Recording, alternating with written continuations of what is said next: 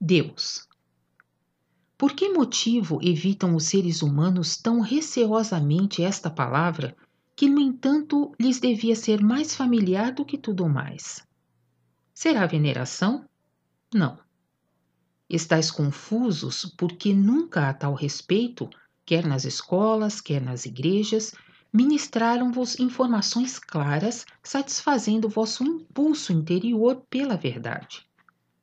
A verdadeira Trindade continuou sendo ainda, no fundo, um mistério para vós, diante do qual procurastes vos acomodar do melhor modo possível. Pode, sob tais circunstâncias, a oração ser tão íntima e confiante como deve ser? Impossível. No entanto, precisais e deveis chegar mais perto de vosso Deus. Quão insensato é, pois, dizer que poderia ser um erro ocupar-se tão pormenorizadamente com Deus. A preguiça e o comodismo até afirmam que isso é injúria. Eu, contudo, vos digo: as condições para a aproximação se encontram na criação inteira. Por conseguinte, não tem humildade quem se esquiva a essa aproximação. Pelo contrário, ilimitada presunção. Exige, assim, que Deus se lhe aproxime, ao invés de ele tentar se aproximar de Deus para reconhecê-lo. Para onde quer que se volte, vê-se e ouve-se hipocrisia e comodidade, e tudo sob o manto de falsa humildade. Vós, porém, que não quereis continuar dormindo, que procurais e vos esforçais com fervor pela verdade, aceitai a revelação e procurai compreender o certo. Existe apenas um Deus, apenas uma força. Que é então a Trindade? Deus Pai, Deus Filho e o Espírito Santo.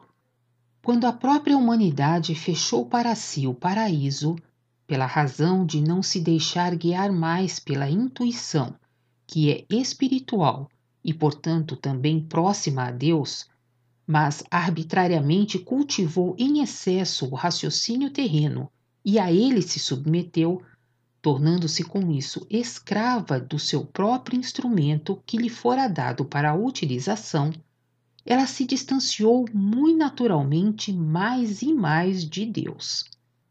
Com isso se consumou a separação, visto que a humanidade se inclinara predominantemente apenas para as coisas terrenas, que estão incondicionalmente atadas ao tempo e ao espaço, o que Deus, em sua espécie, não conhece, razão porque ele também jamais poderá ser compreendido. A cada geração se foi alargando mais o abismo, e os seres humanos cada vez mais se algemavam à terra. Tornaram-se seres humanos de raciocínio atados à terra, que se chamam materialistas, denominando-se assim até com orgulho, porque nem se dão conta das suas algemas, visto que, naturalmente, com a condição de estarem firmemente atados ao espaço e ao tempo, seu horizonte se estreitou simultaneamente. Como devia ser encontrado a partir daí o caminho para Deus? Era impossível, se o auxílio não viesse de Deus. E ele se apiedou. O próprio Deus, em sua pureza, não mais podia se revelar aos baixos seres humanos de raciocínio, porque estes não estavam mais capacitados a sentir, ver ou ouvir seus mensageiros. E os poucos que ainda o conseguiam eram ridicularizados, porque o horizonte estreitado dos materialistas, atado apenas ao espaço e ao tempo, recusava como impossível cada pensamento referente a uma ampliação existente acima disso, por lhe ser incompreensível. Por isso também não bastavam mais os profetas, cuja força já não conseguia se fazer valer, porque, por fim, até os pensamentos básicos de todas as tendências religiosas haviam se tornado puramente materialistas. Portanto, tinha de vir um mediador entre a divindade e a humanidade transviada, e que dispusesse de mais força do que todos os outros até então para poder se fazer valer. Poder-se-ia perguntar: por causa dos poucos que, sob o mais crasso materialismo, ainda ansiavam por Deus? Estaria certo, mas seria denominado pelos adversários, preferencialmente, como presunção dos fiéis, ao invés de reconhecerem nisso o amor de Deus e ao mesmo tempo severa justiça, que com a recompensa e o castigo oferecem ao mesmo tempo salvação. Por esse motivo, Deus, em seu amor, por um ato de vontade, separou uma parte de si mesmo, encarnando-a num corpo humano de sexo masculino, Jesus de Nazaré.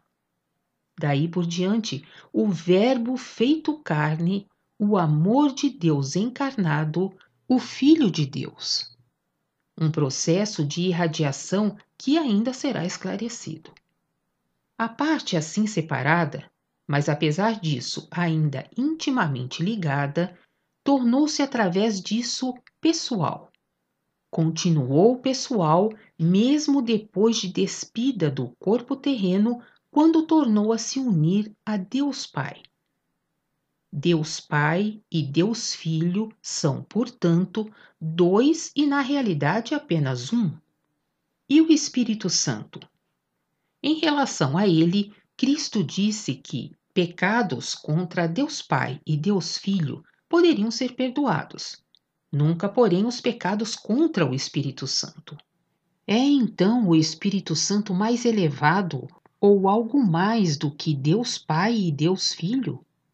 Esta pergunta já preocupou e oprimiu tantos corações, tendo desnorteado tantas crianças.